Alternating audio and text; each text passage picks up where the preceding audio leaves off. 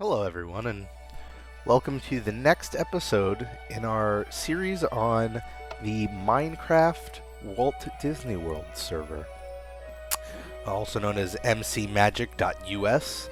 I'm Rob, and I've been doing this series for a couple of episodes now where I'm taking you through this total creation of Walt Disney World.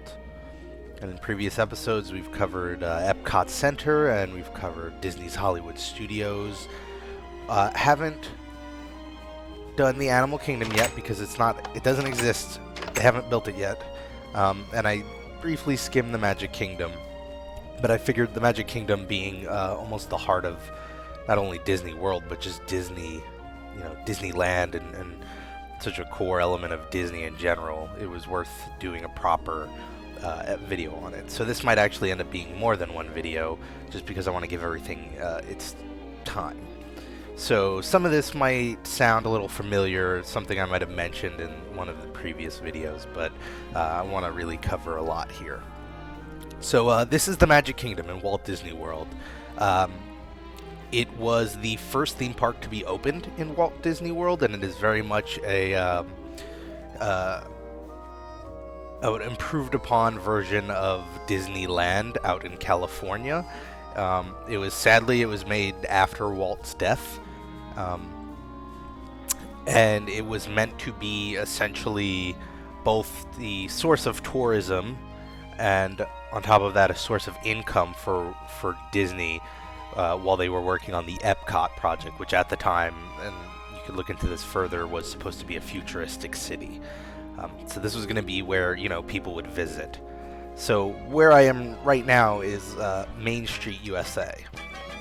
And Main Street, USA was like the Main Street in Disneyland, made to look like Marceline, Missouri, which is where Walt grew up when he was a young kid. He only spent a couple of years there, but they were very formative years for him, and he had fond memories of them, and it was a very nostalgic look, Americana life for him. And so that's what this is really made to represent. And if you were at the Walt Disney World Magic Kingdom, what you would see here is a lot of stores and information. All of these are stores. A lot of merchandise on the left. On the right, you have a lot of foods, candies, and some really high-class art as well. And then you would have guest services around here, and they do character greets. There's a train up there that would take you around the park that we might visit in a bit, and there's a firehouse. Basically anything you'd see in, any town USA, small America. It's essentially what it was made to be like. And a cool little tidbit about this is everything in Walt Disney World has a story. Every ride has a story. Every hotel even has a story behind it that the Imagineers, who are the engineers that work for Disney, come up with. And the story here is that it's 4th of July. Now, right now, it's actually made up for the holidays. You see all these Christmas decorations and whatnot set up. But on a typical day, Main Street USA is supposed to represent turn of the century, 4th of July in America. The reason for that is because every day is supposed to be a holiday when you're there, and on top of that, Sunday was the day that nobody was working. No, it was a Saturday, I'm sorry. It was meant to be a Saturday because it was the weekend because everyone was working every other day, and it couldn't be a Sunday because people were in church back then. So, yeah. That's Main Street, USA. Now, a cool fact, you won't see it in this server, unfortunately, because it doesn't really allow for it. Or maybe you can. No, maybe not. All of the upper windows along Main Street, USA and the actual Disney World have a lot of names, and they're names of businesses, like faux businesses that they set up to sort of add some authenticity to it. And they're actually the names of Imagineers who worked on Disney. And so you would get a lot of big names like Roy and of course now all the names are escaping me as I try to think of them, but basically the big names who were involved with the construction of Disney. And over here up on the window, if you were to ever go by it, you would see Walt's name, and they put Walt there because they wanted him, or his name, to always be facing the castle. So it's just a cool, neat little tidbit. The other neat little tidbit is that while this is the only, level of the Magic Kingdom, it's actually the second floor, because underneath this is a large system of corridors that employees use. If you listen carefully, you can hear "When You Wish Upon a Star." It's really low. There's a corridor system that employees use to move around, and that was something that Walt really wanted in his whatever his next park was going to be, because he had this vague memory of being in Disneyland one day and seeing a cowboy from Frontierland walking through Tomorrowland, and it totally ruined the illusion for him, and it really bugged him. And so now that they had these plans ahead of time, they really built it so that you would never have that illusion broken. Okay, so this is what they call the hub. This was actually pretty revolutionary for theme parks in general. The idea that you'd have this central area that would break out into the different lands. It made moving from land to land a lot easier, and pretty much any modern theme park you see now tries to emulate this hub and spoke model that Disney sort of frontiered. And of course, you've got Cinderella's castle there. Looks like it's made with a ton of stone. It is in here, but not in real life. There's no stone. And here's the Buddy Monument. Is it called Buddy Monument? I think I'm confusing the name with another statue. But it's a statue of Walt and Mickey.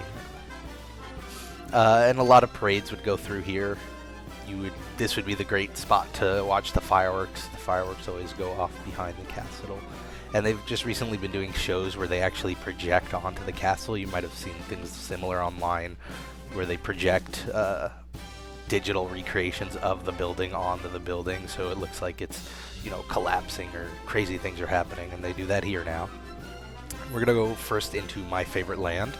No, actually, you know what we're going to do? Yes, we're going to go in here, because I'm going to cover all of them. This is Tomorrowland, and it was originally designed as a land that was meant to be a look at the future. Unfortunately, that wasn't really possible to continue because technology just is so fast moving and fast improving that you just couldn't really do it.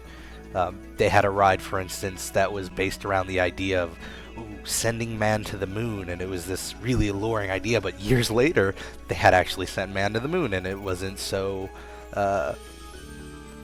science fiction anymore, so they had to actually retheme it to a trip to Mars. And unfortunately, that's something we haven't really done yet. We haven't sent men to Mars, so in that case, they could have kept it in terms of sci-fi, but really, they would be spending so much money redoing rides. Now, where I'm taking you is the People Mover. The People Mover was a concept that Walt actually wanted to use in Epcot, the City of Tomorrow. The idea was it was this consistently moving row of cars that would sort of go around.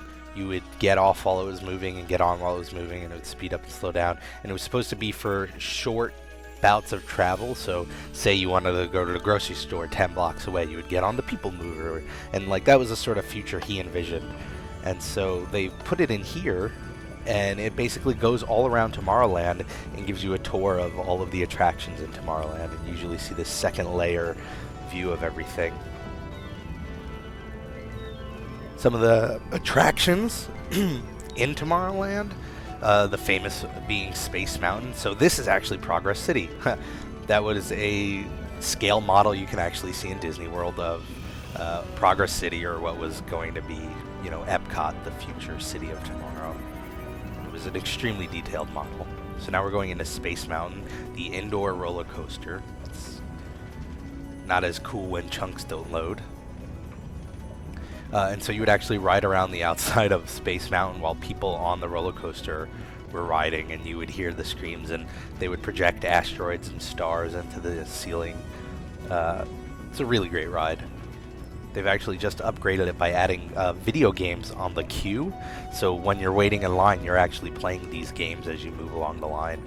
just to keep you sort of entertained. They're really lag.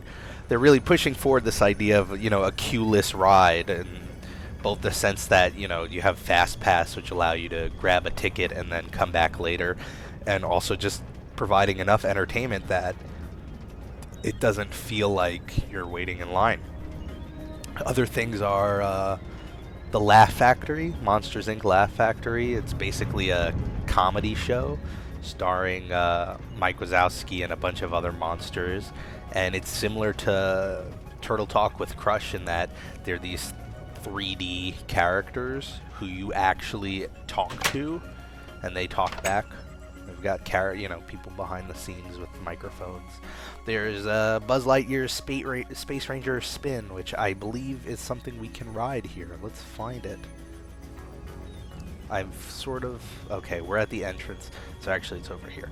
And so what it is similar to Toy Story Midway Mania, but sort of a precursor to it, is it's a ride you sit in, and it has a little gun, and you aim it at targets, and you get points for shooting the targets, and they're all you versus Zurg. I hope I'm going the right way. There's no 3D in it, though, so it wasn't as exciting, and it's not nearly as popular, I'd say, as Midway Mania is. But it's still cool.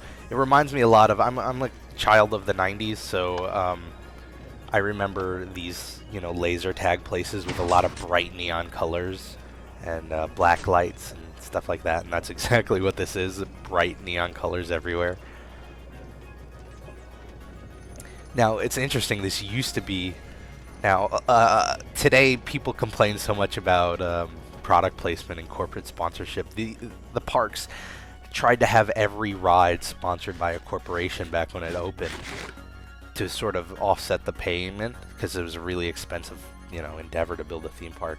And so the idea is, you know, most rides would be sponsored by something that was related in the field. So a ride on automobiles would be sponsored by GM, or, you know, something like that.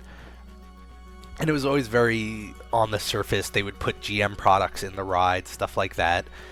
But that space where, you know, Buzz Lightyear is now used to be a ride called Delta Dream Flight, and before that it used to be a ride called If You Had Wings, and those were two rides that were totally free, which I'm going to sort of explain in a minute, and they were sponsored by airlines, Delta, and then I think Southwest Airlines was the one before it, and they were probably the most blatant forms of advertising. You know how most rides at Disney end now with a gift shop with merchandise? Well, If You Had Wings ended with a little booth where you could actually, like, book tickets to another vacation while you were on vacation. And they were popular because they were free, by which I mean when the parks opened, you know, today when you go to Six Flags, you get a ticket, you go in and you ride on whatever you want for as long as you want. By the way, we're going on Space Mountain. Back in the day, you paid to get in a much cheaper price, and then you would get ticket books, and you would use tickets. And they had different ticket classifications. So, you know, E-ticket was the most expensive ticket, but those were for rides like this. Space Mountain was an E-ticket attraction, and they actually use that terminology today when they're describing new rides. They call it, you know, the big E-ticket ride, which is just to describe that it's, you know, a big important ride. And they had all these tiers, and then at the very bottom, they had free rides, and I think at the time, If You Had Wings was like the only free ride. I was too young. I've never been to Disney while that was around, but I was there for the Delta Dream Flight, and going back and listening to some of it, man, it's just like blatant. You were riding a commercial. It was funny, but people have a lot of fond memories. Am I stuck again? Alright, well, mid-ride, the server restarted, so now I'm actually stuck in Space Mountain. So I'm going to warp us out of here, and we'll continue on with the tour. Alright, so that was Space Mountain. In any case, so that's how Disney World worked for a while. You had to pay per ride, and eventually they switched to a model where you were buying just one ticket and going on anything. It's funny to see now, though, the video game industry is sort of taking an opposite turn. It used to be more common that you'd spend $60 on a video game and you'd be able to play all of that game, and now we're going for this microtransaction model where you buy little bits and pieces that you want. It's sort of the inverse of the video game. The video game and theme park industries are flipping. So anyway, let me see if they have the Carousel of Progress. This is one of my favorite rides, and for very nerdy reasons. The Carousel of Progress was used in the 1964, I want to say, World's Fair, and it was designed very closely by Walt. He had a lot of say in it, so much so that they eventually changed the name from the Carousel of Progress to Walt Disney's Carousel of Progress. And what it was a show, a theater show, in which the audience theater area rotated around the stage from scene to scene, and all of the actors were animatronics, and it showed progress over the years. Now, and obviously you can't really recreate that in Minecraft, so I guess it's a walking tour in here. And so the idea is you would start at the turn of the century and then jump, a couple of decades for each one, and they would go on about how they're at the height of civilization and how it can't get any better than this, and you would always laugh because they were gushing over being able to use the bathroom indoors, and what it's like today. And the Sherman Brothers made There's a Great Big Beautiful Tomorrow, which is the theme song. It would jump. I believe this is it starts in the turn of the century, and it goes to, I want to say, the 50s? 40s? 50s? Or no, it goes to the 20s? I really don't remember. Unfortunately, I haven't been on it in a while. I wish I was on it.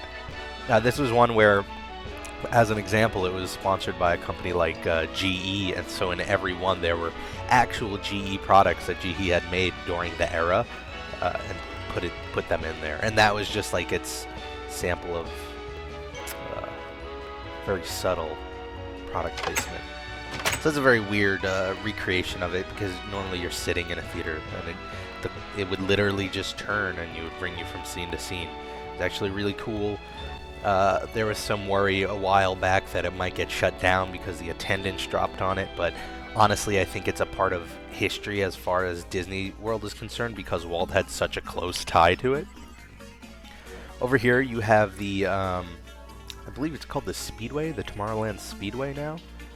I think in Disneyland it's called Autopia. I've never been to Disneyland, so I don't know for sure. And what it is it is a ride in which you drive cars. Let's see if we can hop on it.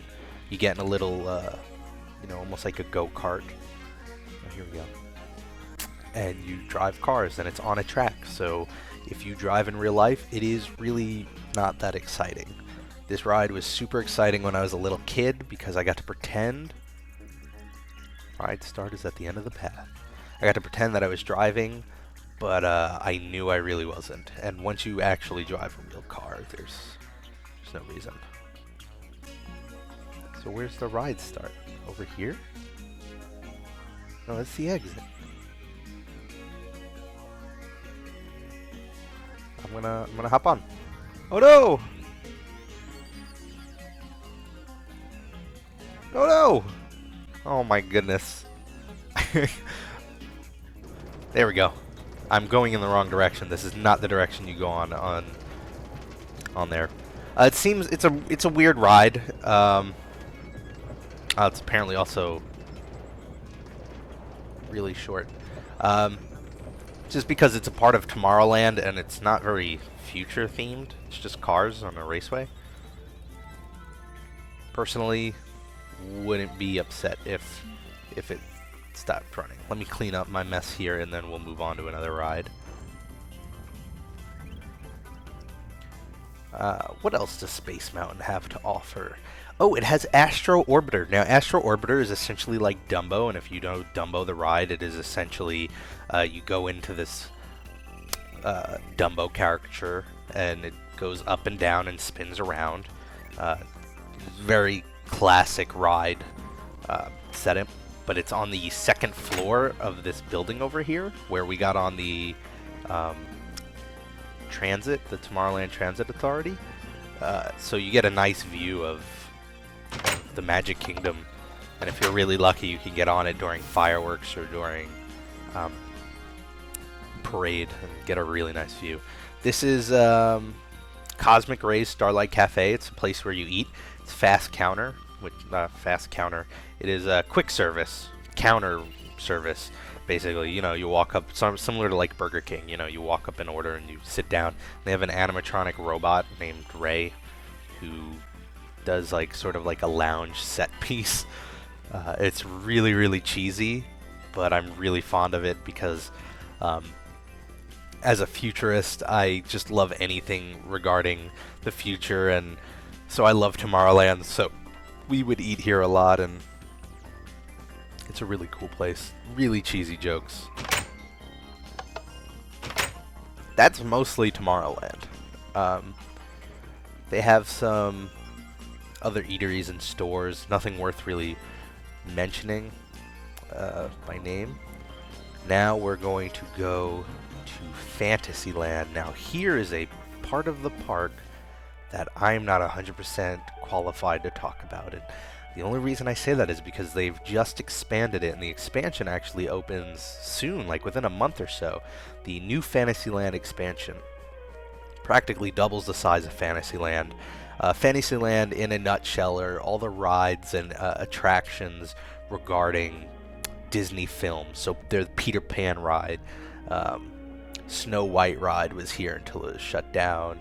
You have the carousel. It's very classic Disney. It's a Small World, famous for, or in some cases infamous for its song, also located here. I'm not going to ride everything here just because there are so many rides here. This is actually where a big bulk of it is.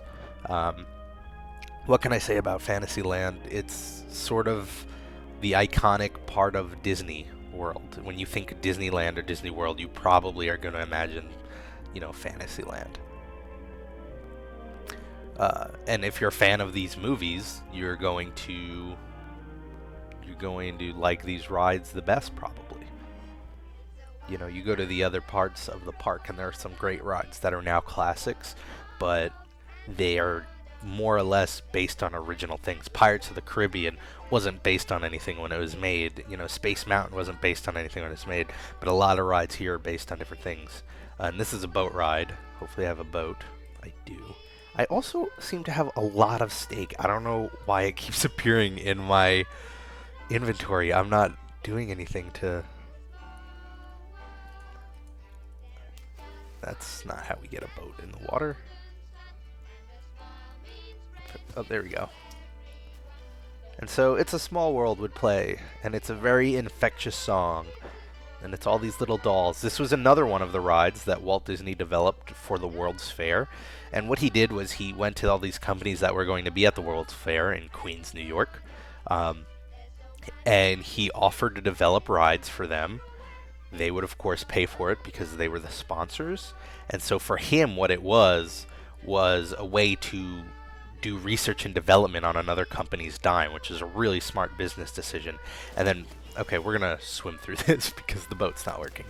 And sort of the idea there, and part of the deal was he would get to take these rides with him, like, break them down and bring them over to Disneyland. So he was getting free rides, and all he had to do was really just develop them for this company first. And that was on the surface of the business, what he was doing. And what he was secretly doing by doing these is he was gauging the interest in that people had in these rides on the East Coast, because he was at the time trying to figure out if East Coast Americans wanted something like Disneyland, because this is when he was starting to plan Disney World.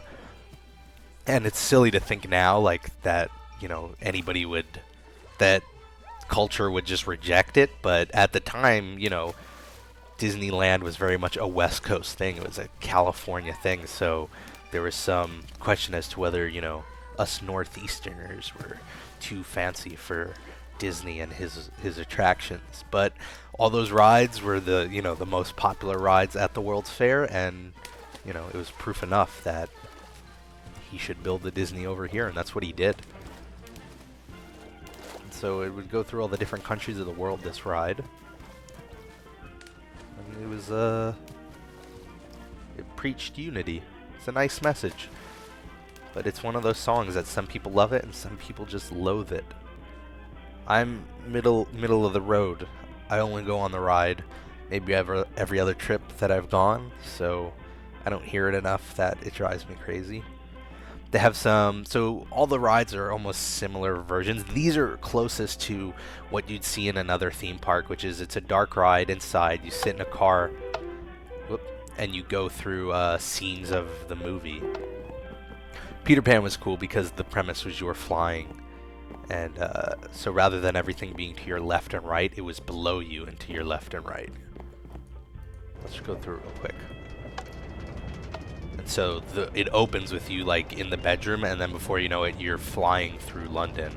And it's made to look like, there's London below, and you're flying to Neverland. All this great stuff. They're fun rides, but because of their universal appeal, because they're really safe for kids, the lines are insane. Like, of the long lines in Disney, Fantasyland seems to suffer the most. And it's not due out of poor planning or anything, just popularity.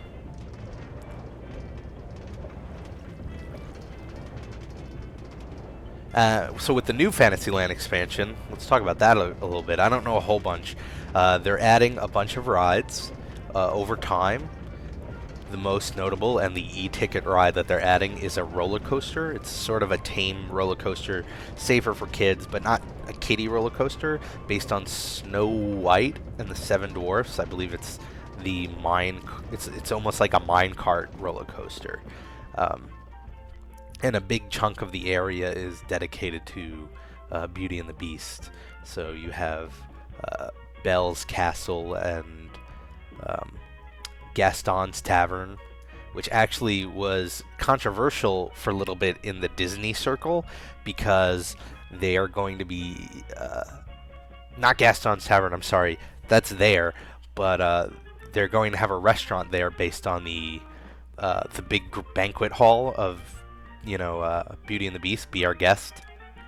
That whole scene with all the dancing food, and they're going to be serving wine at night because it's going to be a sit-down waiter service place. And that was controversial because up until then, and I guess technically I don't think it's open yet, maybe it is open, but up until that point, the Magic Kingdom has been a dry park. They do not serve alcohol, or they didn't serve alcohol, and it was a big thing for Walt Disney, as he didn't want alcohol served because he wanted this to be a family-friendly place. Now times changed. Personally, I don't think it's a bad thing. This isn't them hawking beer in line at all the rides. This is wine at a sit-down restaurant. Nobody's going to be drunk and belligerent because of it. So I don't think it's really as much of blasphemy as some people are making it out to be. But people will always do that.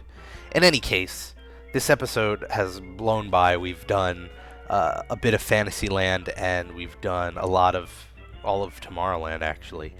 In the next episode, since this will be a multi-part episode, I'm going to cover maybe the rest of Fantasyland. We're going to go into Liberty Square, which has the famous Haunted Mansion.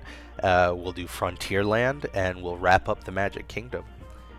I hope you had a great time. I hope you enjoyed watching this.